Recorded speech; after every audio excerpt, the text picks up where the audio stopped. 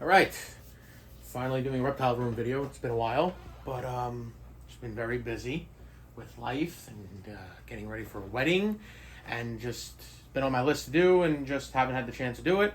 But went to the Nassau County Reptile Expo, the first one, and I met a couple people that actually watch these videos, so it kind of got me re-motivated and like really wanting to dive more into this and doing this, and that was pretty cool. So we're gonna go into the room. We only really have one new addition, new rescue actually, and I guess we could start with the new rescue instead of making people wait. So that would be Mushu. Is what we named her, or him. I'm not sure of the sex, but Mushu is a voracious little creature. As you can see, she's gonna trying to bite me. This is a Chinese box turtle. Don't mind her little beak being a little overgrown. I've been trying to trim it. But this is Mushu, the Chinese box turtle. Really personable. The person I got him from, it was someone's son bought her as a pet years ago, about 25 years to be exact.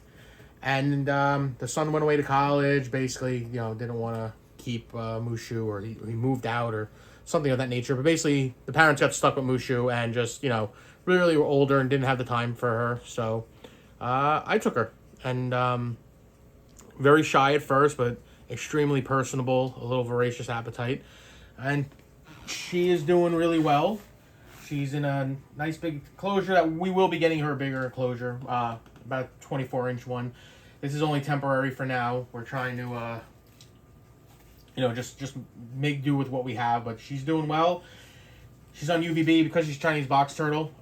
70 to 80 degrees is pretty much optimum, which is what this room usually stays in. And it gets down to about, I would say, 65 the most. During the winter, maybe a little colder, like 62, 63. But, for the most part, she's getting residual heat from the other heat lamps and just the room in general. But we'll give her a little treat because she's funny to watch eat. Give her a little dubia roach.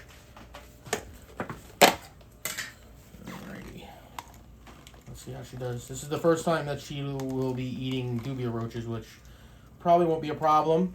Very much an insectivore. She does eat raw chicken, ground chicken, sliced chicken, very thin breast, all sorts of insects, obviously dubias. Obviously, she's going to eat superworms, crickets, earthworms, or not earthworms, night crawlers, I should say. I have tried giving her a pellet diet, and it's hit or miss. A little bit of greens, a little bit of fruits every now and then, but she's pretty strict on her protein. So she's looking to get swole. Should have named her Eddie Hall, but she's an awesome little turtle, and she's a turtle. She's not a tortoise.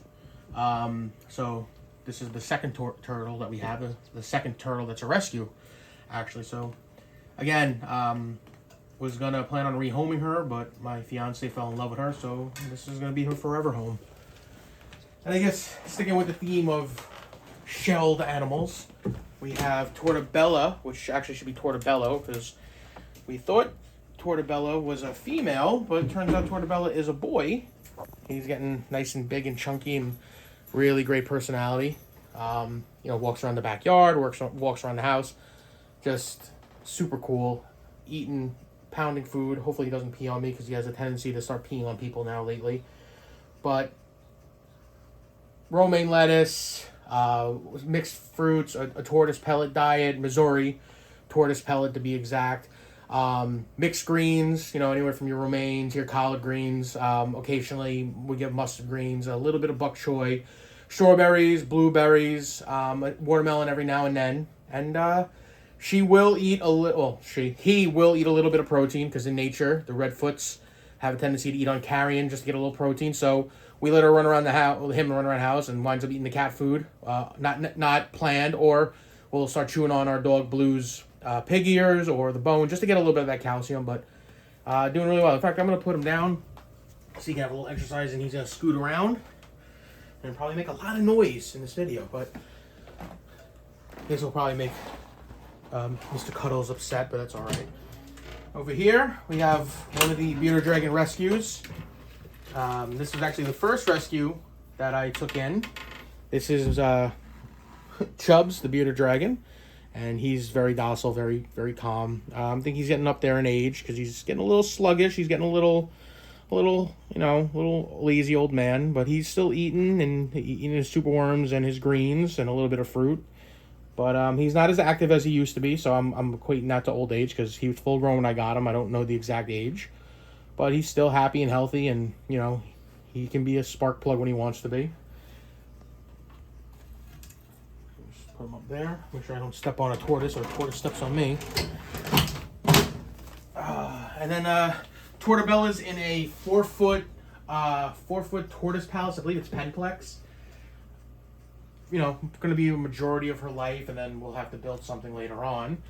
But the bearded dragons are in a 36 by 18 24, I think this is. It's basically the standard that you can pick up at Petco or PetSmart, or for the most part, any conventional pet store, unless it's a specialty store. And they both have, Tortobella and the dragons both have a sun glow, which is UVB and UVA. We'll see what kind of mood Mr. Cuddles is in, because he can be a little funny. This is the second bearded dragon rescue. This is Mr. Cuddles. He might be a little grumpy. You can see his beard's black. He came to us from a woman that worked in a veterinarian hospital. She took him when he came in. He was very, very lethargic, very sick, very thin. She raised him back up to health, and she just couldn't take care of him anymore, and gave us a call. And Mr. Cuddles came to live with us, and he was going to be a rehome, but he's not exact. I mean, he's very calm right now. He's gotten a lot better. You can see he's not exactly a big fan of being held a lot, but he was very skittish, would flare up, open his mouth. We've worked with him, and he's calmed down quite a bit, but we try to keep handling with him to a minimum. We do handle him, but I don't like to take him out a lot because he stresses out, and he'll probably start head bobbing or losing his mind at Tortobella walking by. He's a typical male bearded dragon, very, very, very, very territorial. So then we can fix the little bulldozer here. Always making a mess. In Mushu's tank, there are isopods. I believe they are powdered orange. I'm new to the whole isopod thing, and just trying to make my life a little bit easier with a cleanup crew. That's why there's leaf litter in there. She will eat them. Not really going to cause any harm, but there are, I believe there's like 2 dozen or something like that in there that recently went in there and they threw out the leaf litter. I believe they're powdered. I have powdered oranges, and I have dairy cows in the frogs. So then over here is my Rosie Boa, who decided to spill her water earlier this morning, which we have to fill up later. Or him, I'm not sure of the sex. This is my Rosie Boa named Noodle. Getting really big, getting really chunky. Not yet quite full grown, but she's getting there, or he's getting there. And yeah, doing really well. One of the few North American boa species, as Chubbs is almost falling off his log. We're okay. But like I said, one of the few North American boa species that we have. California, New Mexico. You don't have he'll be it's okay. There we go. The camera woman is fixing the dragon. So this is Noodle, like I was saying. He or she is easily able to eat mice, but for some reason isn't really that too fond. So we're sticking with rat pups. We do have quail that I recently picked up at the expo that we're gonna try, see how some of the animals feel with quail. But doing really well. Eats, just like I said, just doesn't want to seem to not be a fan of mice quite often. So then down in this 36 by 12 by 12, we're not gonna bother him too much. I'll take him out. Come on, buddy. I know. This is my big boy. He's getting big. This is my Mojave ball python, Jormungandr. And for a while, Jormungandr was on a hunger strike. And as you can see his nice big fat belly. 2 days ago, he had a nice big medium rat meal. And he's back to feeding regularly, about every 10 days.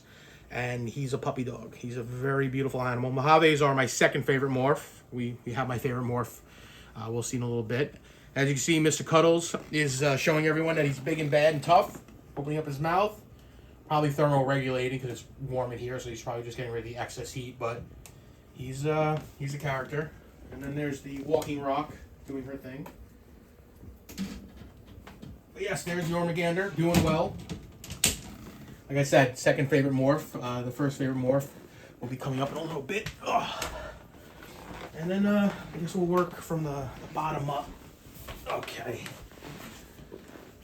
So down here we have, I like to call him the OG. He was the one that kind of re-sparked my love for reptiles. I've always been a reptile lover, but kind of got out of, keeping them.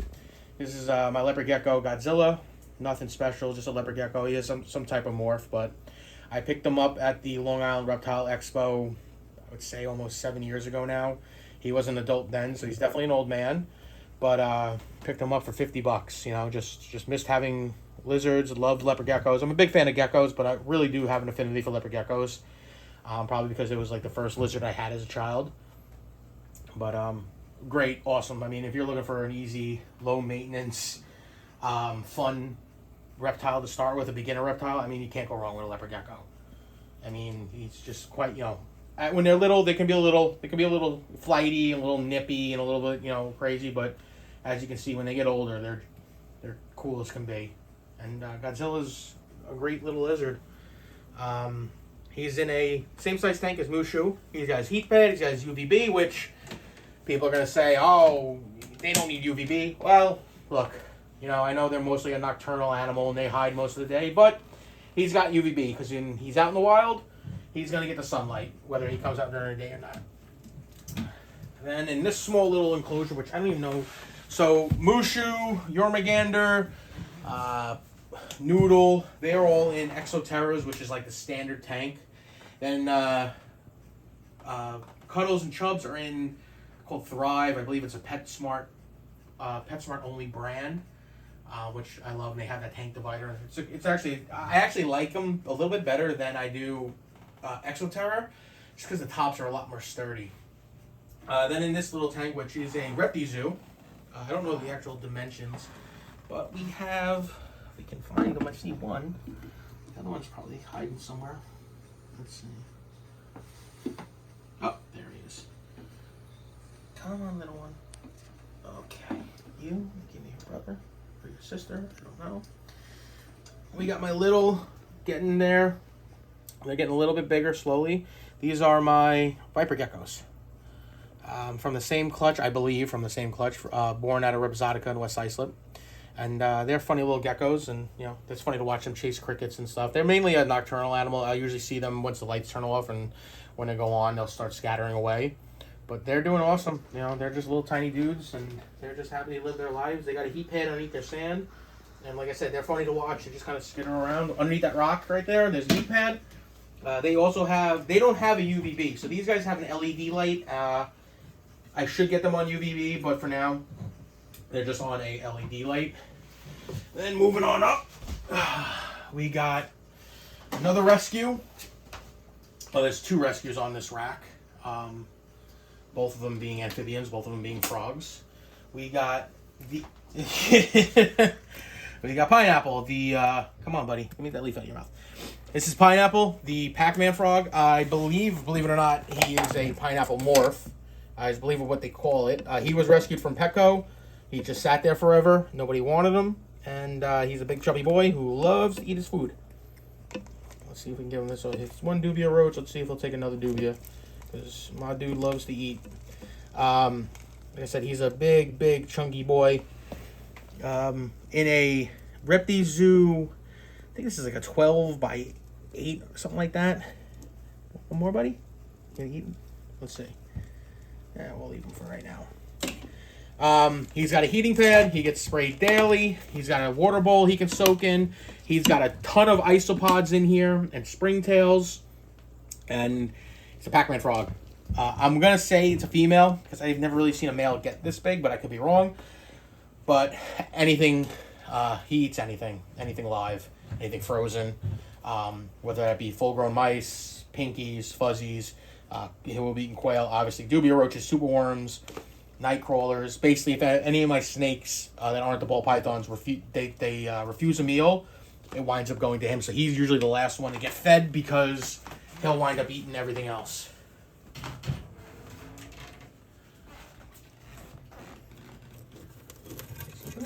He's doing his thing. All right.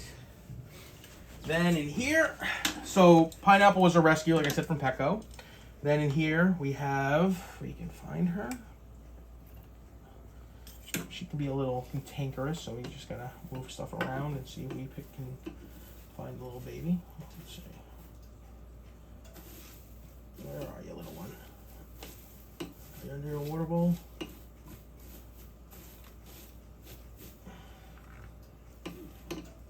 Oh, is that you? Nope, that's not you.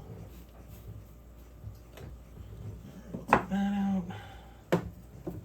Where are you? Oh, there you are.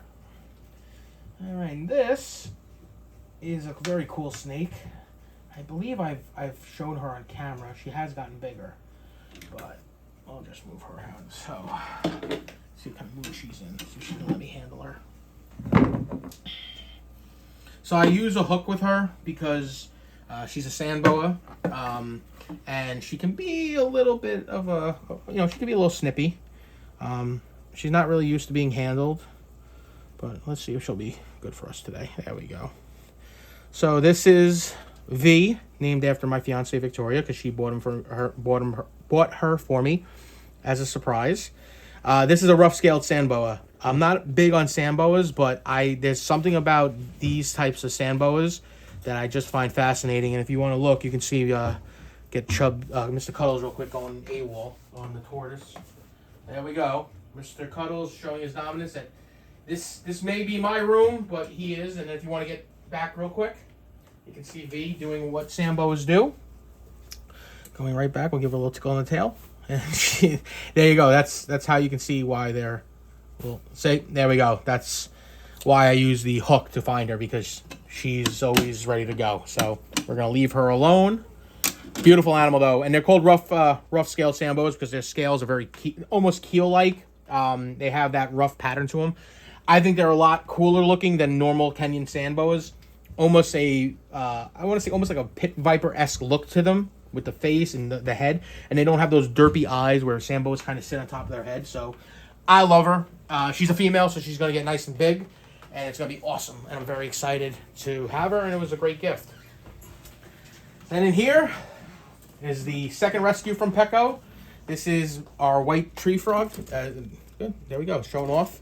This is Frogman Jones, our white tree frog that was rescued from Petco. Again, just sat there forever. Nobody wanted him. And we're going to see I'm not sure if it's a female. Not sure if it's a male. Let's see if Frogman will eat a dubia roach. So I don't normally feed Frogman dubias, and if it's a female, it's a frog woman. But we'll see. Oh, there we go. Look at that. Fun little frog, very personable. In a standard Reptile Zoo 12 by 8 or 18, I forget what it is, on UVB. No heat, because just like Mushu, room temperature is more than perfect and gets residual heat. And he's doing really well. Then in here, I got my buddy. This is my jeweled Lacerda, which is a awesome lizard. This is Odin, who's always hungry. So we'll see if Odin's gonna want to eat. Come on, buddy. Come on. Really? I say you're always hungry. Now you're not going to eat. Of course you're not. You're going to be like, no, I'm going to show you up. I don't know the sex of Odin. I sometimes I lean towards female. Sometimes I lean towards male. Be honest, I'm not sure. But awesome lizard. Very personable. Kind of like a, I've said it before, kind of like a smaller scale version of a tegu. Kind of has the same demeanor. Kind of has the same personality. Got that nice tongue that flicks out. They're normally, as you can see, he'll calm down, but they're not super handleable. I mean, they can be. It just takes work, and unfortunately, as much as I work with him, like there we go, he'll calm down, or she'll calm down. But you can see those nice big jaw muscles. Fruit eater. We'll eat some fruit. We'll eat vegetables occasionally. I don't really give it often. Maybe once or twice every month, if that. But he's awesome. I love him. I think he's a beautiful animal. I think they're very underrated. They're getting more popular, but I really feel like they should be a lot more popular than they are, because a lot of people love tegus. And I don't know if it's because they love it because it's this big, display animal. You have this big giant lizard, walking around. But I mean, if you get in on, look at the colors, the teals and the blues. I mean, this is just a extremely beautiful lizard. There are some morphs. There's a melanistic, which is an all black one. I'll be honest, I think the teals, I think that's the normal phase of this animal is just gorgeous. And again, it should be a lot more popular. I mean, people that love monitor lizards, you got your savannas, you got your blackthroats. In New York, obviously, we can't have a lot of the bigger monitors, so you got your Ackies, we can't have savanna monitors, we can't have black roughnecks, you can have your peach throats. But, I mean, for some, most of us don't have the luxury. I mean, I have a room. Ideally, yes, I could have dedicated a majority of this room to a big tegu or a big monitor.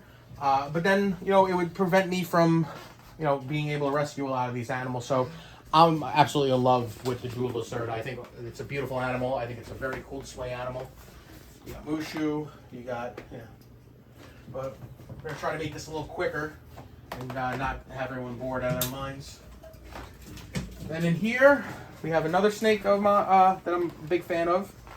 And I like to use the hook with her as well, because being a king snake and because I touched other snakes, and maybe it's because I'm paranoid or whatever, but not that I care about getting bit, but I always try to avoid it. This right here is Arbok.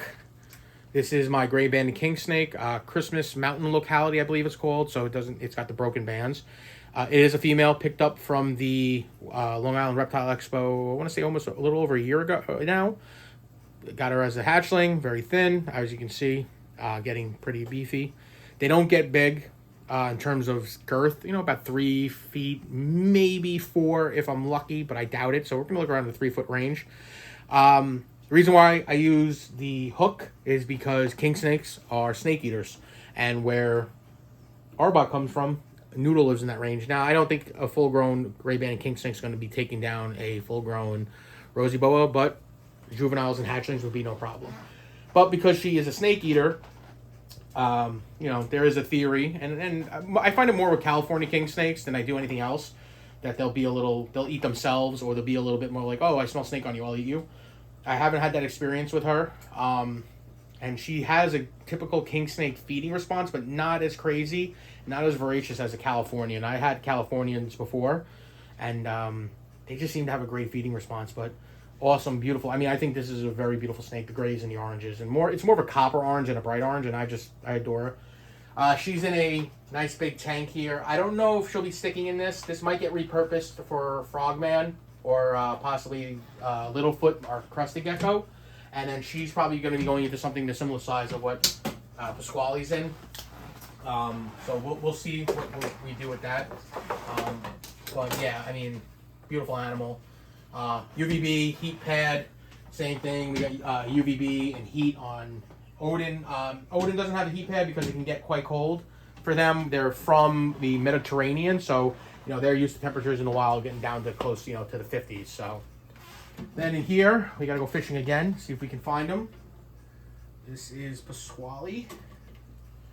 Let's see, he might be. Oh wait, oh look at that. There he is. Come on, buddy. Come say hi to everybody. Come say hi to your public. All right, come on. He's slippery little. Come on. Oh, baby. Ah! Don't bite me. You got a little nip from Pasquale. Calm down, buddy. Calm down. Okay, there you go. Okay, this is Pasquale. This is our Schneider skink. Very cool animal. Kind of like a smaller version of a blue tongue skink. Blue tongues really don't bury as like the Schneiders do, as you can see what Pasquale was doing. But super cool. Again, the grays and blue, the grays and the oranges. Like a cool animal. I think they're very, very, very much. They should be a popular skink. Again, like these animals that everyone loves, the blue tongues, the tegus, the monitors. There's animals out there that are easily. You're able to give them good care and housing them, and they're just as beautiful. Yeah, they may not be as big, but they're just as beautiful and they're just as cool. And the Schneider skink is definitely one of them. When we got Pasquale, he was only strictly on cat food. Would not eat any insects. So during working with him, scenting superworms and dubias with cat food, we got him to now eat insects so we could vary his diet.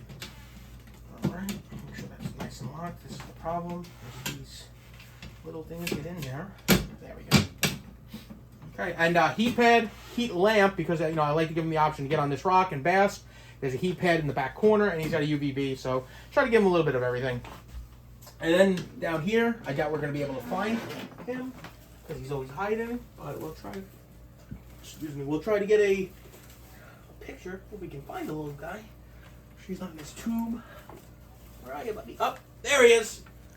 This is Littlefoot, another rescue. I can't really. Come on, buddy. You let me take you out, or you're gonna be a little pain in the butt. You're gonna hide in the corner. Okay. Can you get a shot of him? I don't know if you can get a shot of him. You got him? Where are you? All right. Well, that's just Littlefoot, crested gecko. No morph, nothing special. A friend of my fiance's, her 2 crested geckos laid an egg. The egg wound up hatching. She gifted me Littlefoot. Then in here, we got Rupert. This is another rescue. This is my razorback musk turtle. There's a couple fish in there. There's a heater. There's an internal filter. Rupert is a pig. It's a water turtle. People are going to say, why don't you have anything for him to get on land? I put numerous things to get in there for land. He's either knocked it over, never gone on it, or just doesn't care. So he's happy. He's eating healthy. He's on a mixed variety diet of his dried shrimp treats. He gets pellets, he gets roaches, he gets superworms, he gets crickets, he gets the occasional pinky, he gets raw chicken, and then he's got his buddies in there that keep the tank clean. We got some Cory cats, we got some other little random fish. There's some type of minnow in there, and he doesn't bother them, and they kind of help keep the scraps up. We've tried crayfish, and we've tried snails, and we've tried some other things, but Rupert doesn't seem to be a fan of the crustaceans and the shellfish. And then finally, if Portobello can move out of the way. You okay? I know I bopped you. Alright, I'm just gonna come down here. Okay, and here.